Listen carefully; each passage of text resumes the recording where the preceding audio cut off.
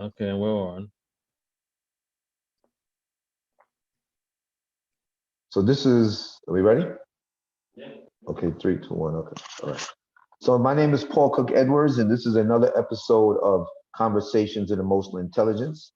I'm here with Ethan Smythe, my co-host, and I have a special guest today. Her name is Sandra Quessel.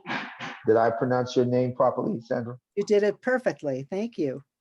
Great, great, great. So this episode of Emotional Intelligence or Conversations in Emotional Intelligence is going to shift to families, families and emotional intelligence, families being resilient, families in education. So this podcast is going to discuss that with Sandra Quessel and pillars of success. Um, Sandra, before we start, tell me a little bit about yourself and pillars of success. Well, the Pillars for Success is a very intentional effort on my part. I was the youngest of two children, and from the time I was very young, my brother had challenges, had tantrums. Who knows what diagnostic labels they would have put on him now. He seemed to be getting his life together. He had dropped out of school for a while. We saw psychiatrists, psychologists. He had meds. Nothing was helping. And he seemed to be finally getting established in the world. And he wanted to go, he graduated high school finally, wanted to go to a junior college. My parents set him up. We lived in a suburb of Chicago. They set him up in an apartment. And one day our phone rang. I don't know how long after it was because the whole thing was so traumatic. I don't even remember how long he was in this apartment going Right. to a junior college. But one day the phone rang. The person who was at the other end of the phone never bothered to find out who they were speaking to. And they told me, I'll just use the name Bob Smith. And they told me that my brother, but they just simply said Bob Smith had committed suicide. Mhm. And at the age of 16, that was out of the blue and extremely traumatic for me. Uh, I have, when I graduated high school and went on to college, I didn't even realize the commitment I had made, but I was determined that I was going to find answers for families that mine could not find because my parents tried very hard. Right. And the rest of my journey in life has been just that. I've worked in every kind of a placement on planet Earth with children of every complexity, every diagnostic label, multiple diagnostic labels, and kept working to find out what could possibly simplify this so that we could begin to understand what was going on with that child and look for answers for both the child and the family, or if it was in foster care. And then I Right. got into foster care, and for 30 years, I fostered children for whom no other placements were available because of the severity and complexity of their behaviors. And Right. one of the kids right now is an adult, and he is now going to be the CEO of an agency of a nonprofit, which is going to work with youth who have aged out of the foster care system to give them Right. support and help them find their place. And you know what's so interesting? What's so interesting about what you're saying? You mentioned that this gentleman is going to now be CEO of a nonprofit, Right. and one of the things, I'm familiar with you, right? This is not our first conversation, just to let the audience know. And one of the things that's interesting is that you said that when as you were teaching, you said all of these experts use language that was beyond the capacity of a language level of the people that they were training. And so what I found out is that sometimes what the system says is the template. The template that's created by the system is not always what works. So now you have this gentleman who had difficulties, and now he's going to be CEO of um of a company. My co-host Ethan Smythe is also an educator, and him and I hold similar views on the template that has been created, in the system, which that in itself, sometimes that template can cause people to be and children to be neurotic, you know. But I want to go back to something that you said. You said you were 16. Um, Pillars of success. Do they have anything? What do you see as a difference at that time when you were younger? when you were able to comprehend compared to now in mental health services and training and resilience for families? One of the things is I really have intensely studied human behavior all of my life. I do have a degree in counseling. And one of the differences is taking the complexity out of understanding why people do what they do, and putting it in some kind of order that people can understand, because the behavior and the challenges in relationships and the trauma that results out of all of that, they're not able to make sense of that. It's a foreign language. These labels we use are a foreign language, and they just need to understand, what is it that I can do to help that kid? But more importantly, and the Pillars for Success includes that, there has to be healing. So you don't go through a system and a pattern of challenges, constant challenges, sometimes physical threats. It just goes on, where you're just worn out from it all and you can't figure out what is going on. And so there has to be a period of healing, and that is part of what the Pillars for Success addresses, is that Mhm. there's a certain amount of frustration and brokenness that people go through before they're able to actually find us and ask for help. So Now, we, when I founded the Emotional Intelligence Urban Initiative, the purpose of the Emotional Intelligence Urban Initiative was to disseminate EI to the general population. Emotional intelligence has been prevalent in corporations and it's more prevalent in the schools. yeah, But the most important thing is emotional intelligence is applicable to everyone.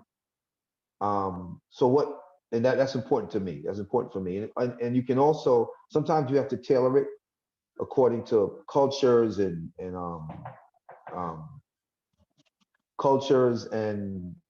and educational levels of comprehension. But your program is applicable across all demographics, all colors, all race, yeah. and that's what I find interesting. So tell me a little bit about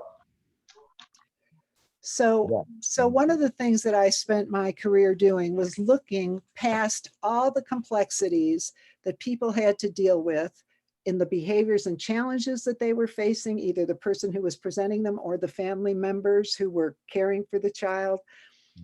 And what I learned was, and I kept looking and thinking, how can I make this presentable to a human being so that it doesn't attack them more because they don't understand what the heck I'm saying. And so they have the confidence to move forward. And Mhm. so in all the settings that I worked in, working again with families and children, I have simplified it to three basic reasons for challenging and defiant behavior. Now, Paul, the interesting thing is, not only have I been able to identify that, I've continued to work with children and youth in every setting on planet Earth, and I have never seen it not applicable. And so Mhm. it's important to understand. And if you've got a minute, I will share those three reasons. But there Sure. are Mhm. three basic things that a human being will do anything to be able to accomplish. One Right. is, and we call it the ABCs of challenging and defiant behavior. So one of them is attention.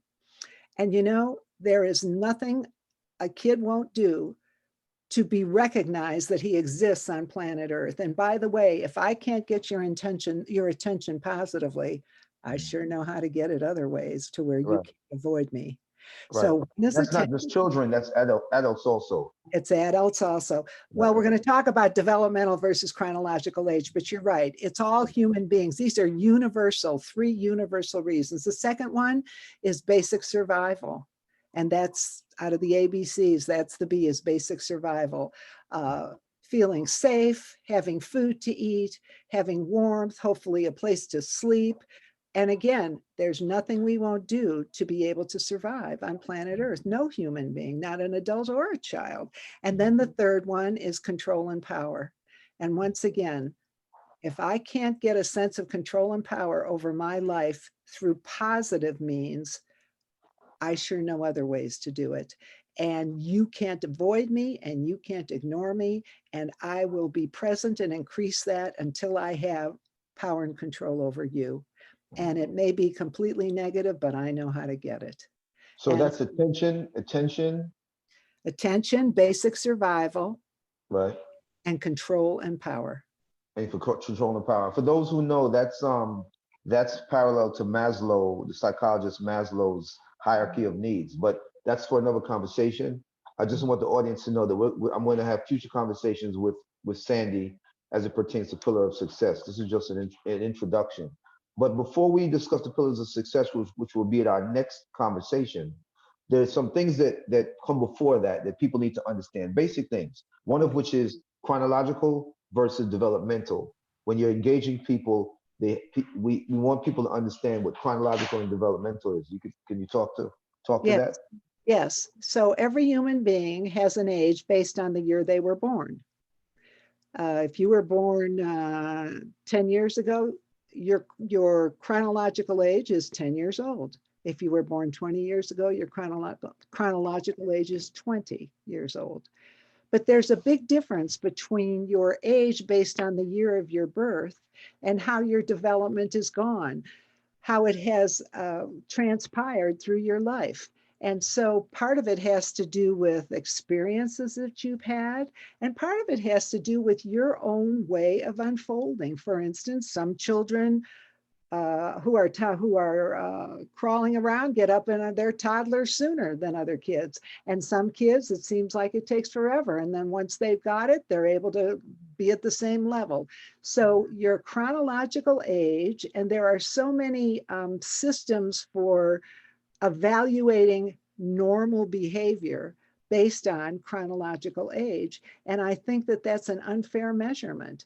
I think we have to look individually at each human being and understand what their developmental level is, not just across the board. So you could be a 13-year-old maybe who overall behaves, understands, and is able to impact in the world based on, a kid who's maybe 3 or 4 years younger, but you break it down into those subcategories of behavior: emotional development, social development, speech and language development, physical development, sensory motor. It goes on and on and on. The better we understand that, the better we're able to be productive in our interactions with the child. And our focus, and you just finished your sentence with child, but I know you would agree that we have to look at developmental and chronological ages pertains to adults too, because you can have a 50-year-old who's engaging with their child, and Yeah. developmentally they're not at their age as what quote unquote it should be. So we're trying to build resilient families, and I'm saying that to say that we want the audience to understand that even the adults might not realize where they are developmentally and how that affects how they interact with Thank- their children. Correct? And thank you for clarifying that. That is absolutely true. I've been working mostly with children lately, so I use the word child, but we're nothing but big kids anyway. And Mm. so it's important to understand where we are at also. And as a counselor and as an educator, when families are referred to me or somehow our paths cross, I evaluate both the developmental levels of the parents and the developmental levels of the child. Now, you also need to understand the developmental level in many areas depends on the stresses and successes that we're experiencing in life. So guess what? I'm not going to be as calm. I'm not going to be as self-sufficient. I'm not going to be as polite if I'm worried about getting the rent paid, if I'm worried about, where's my family going to live tomorrow morning. I'm going to be a much more frustrated adult, shorter patience, all of it, rather than when things are going well for me. Maybe I just lost my job. So we go in and out of our various developmental levels depending on the stresses and successes that we experience in life. And Oh, our next question. part. Go ahead. So that's interesting. So that means that um, a well-adjusted person can have like major emotional setbacks. Is that right? Absolutely. Absolutely. And the definition of well-adjusted, we'd have to break that down and decide, well, what does that mean? But you're right. A person can be Yeah. functioning very well, hit a bunch of crises in their life, and they're not functioning at the same level anymore. So this is interesting because our next conversation with Sandy is going to speak as it pertains to COVID and pillars of success. But it's interesting, Ethan, you asked that question. That would mean that COVID might have, many people might have regressed developmentally because of what we've been through with COVID. Paul, did Mhm. you say might? Or Okay, did you say sorry, it had happened? sorry. Yeah. Yes, right. So, so now I want to touch on something else before we leave, real quickly. You and I have discussed in the past, Sandy, perception and reality, and the use of language.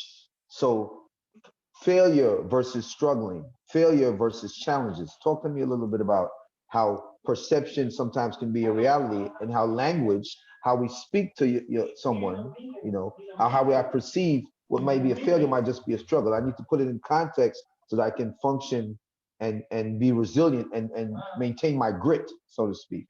I would have to say that perception, it's not accurate to say perception can be different than reality.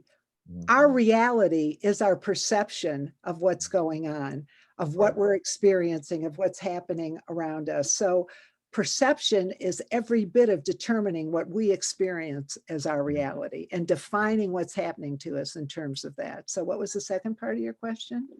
And we talked about language. I know from an as a most intelligent specialist, as they call me, whatever that is, I'm always learning that we talk about emotional literacy, being able Yes. to express your emotions and having the vocabulary to express your emotions with literacy. And it's, So sometimes language, depending on, if I say I'm struggling, if you call someone a failure, it might have a certain impression on it. If I think I'm a failure, but we need to change our language, because how we speak and how we internalize language will also have an impact on our mindset. that is 100% true. And it's important that we become aware of that, so that whether we're dealing with other adults or the children in our lives, that how we perceive something and how we express it to the other person creates a reality. And we need to be very, very aware of that, of what that's like. So again, are you having a period of failure in your life, or are you facing challenges?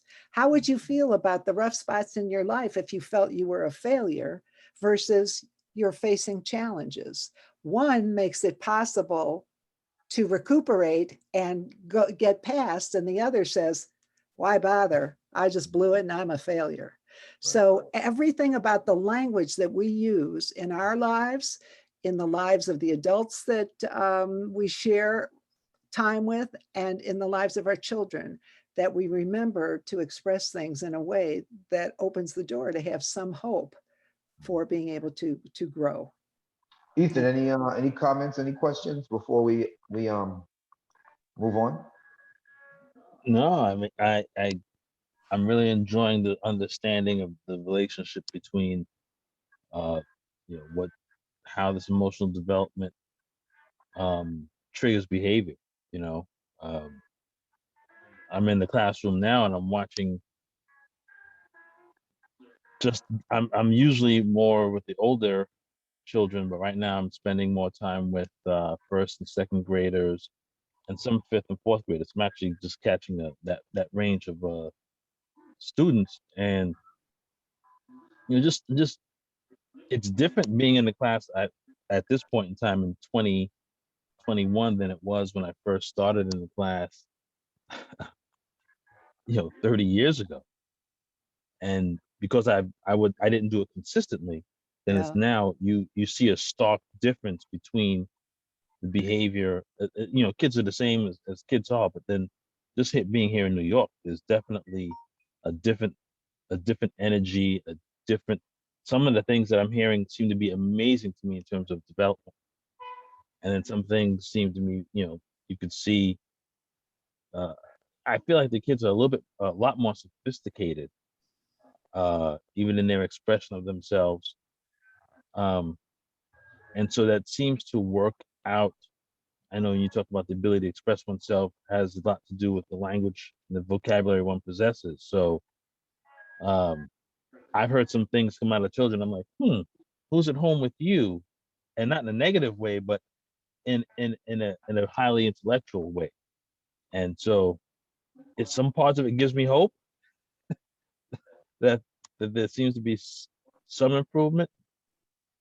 Yeah. And it It's interesting. There are techniques that you can use, and the training, the Pillars for Success training is full of these techniques that are built on all kinds of research, but forget that. Parents just learn to use these techniques. Adults just learn to use them.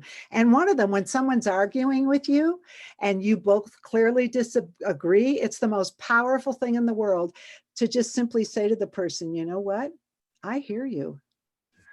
You're not agreeing. You're not disagreeing. You're acknowledging, I hear you. And sometimes it's followed with, let me think about that. And maybe sometime we'll have time to finish this discussion. You can't believe how much adversarial stuff you can eliminate, the stress and the tension in the interaction by just simply acknowledging, I hear you. And the Pillars for Success training is full of all kinds of simple processes that are based on research and human behavior, but it's amazing how it can take something and reverse it 180 to where there's no longer a screaming, yelling argument anymore. There's nothing else. Or just another one is just simply, I'm listening. And what you're saying is so important. Can I just go get a pencil and a paper? I just want to jot some of that down so I remember. You can take someone who is absolutely on the verge of out of control. I have done it multiple times with the foster youth in my home. And this girl, Jennifer, and I said, Jennifer, what you are saying, she was a teenager, what you are saying is so important. I want to write it down so I can remember it and look back and understand what you're thinking and feeling. Out of a screaming rage that was next going to have a chair flying across the room was this girl who pulled herself together, who waited while I got that pencil and paper. And then I said, okay, Jennifer, I'm ready. And of course, she was barely holding on to all this rage and anger she had, which was a chronic challenge in her life anyway. And I said, Jennifer, can you just slow down a little bit so I can get this? I can't write that fast. By the time we were done with this interaction, which maybe lasted 15, 20 minutes, Jennifer is talking to me as calmly as I am talking to you. She is totally validated. I mean, there are incredible ways of acknowledging for someone. You don't have to agree. You don't have to disagree. You just have to acknowledge that I'm listening. I hear you.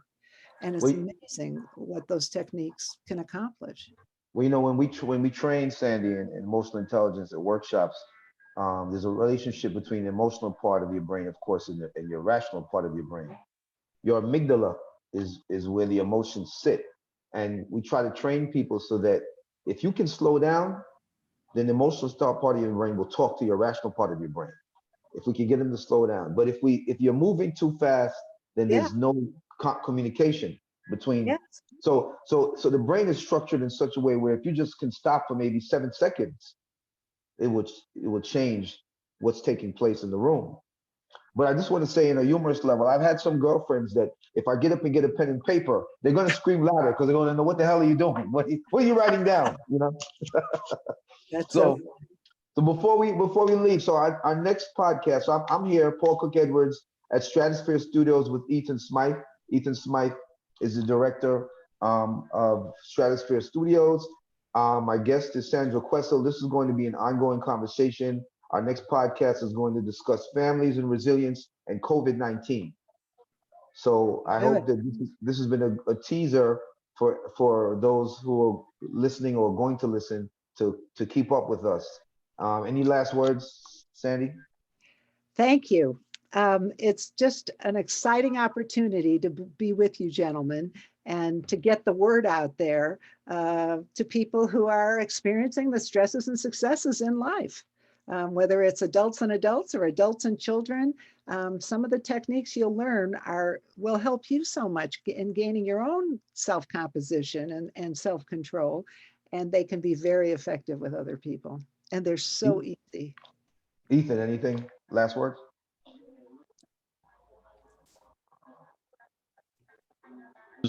Sorry. I go back in the class tomorrow and I'm going to use some of those techniques if I get into a situation. So far, my assignment's not that bad, but I might need to use it on a couple of them. And we want your feedback. It's interesting, when I Oh. do trainings, I will say to the people in my classes, I want your feedback. And I say, when things go well out of all the techniques I teach, we'll celebrate, but we're going to learn a whole lot more from the challenges you faced as a result of trying those techniques. And we're going to examine other variables so that you can modify the way you presented what occurred and achieve the outcome that you're looking for. So And absolutely, the feedback is very important. And the challenges actually give us more opportunities to learn. I mean, we've run out of time, but I want to say that I think even if a person understands developmental and chronological age, when they're engaging their mother, father, sister, child, brother, and you look at this individual and you're having conflict, maybe even having a great time, and you see how different people respond to enjoyment. Some people enjoy and they get so overwhelmed that they can't control themselves from enjoying. That also could have to do with developmental chronological. I think, and just that understanding, Ethan just mentioned going back to his classroom, you're Yeah. speaking to someone and you want them to act their age, right? But you got to think about these things and understand these things. And So- Paul, I want to leave you with one final thought. It's not just about us watching everybody else and deciding where they at. Self-awareness, Yes, self-awareness. sir. It's all Right. about being able to observe ourselves also and self-regulate and realize when we're not regulated. And that is emotional intelligence. So this has been Conversation Emotional Intelligence. That's a great ending. Good, good. So I thank everyone for being here, and we'll see each other again. Gentlemen, it's been a pleasure. Thank you. All right. Thank Don't you. go anywhere. All right. How's that?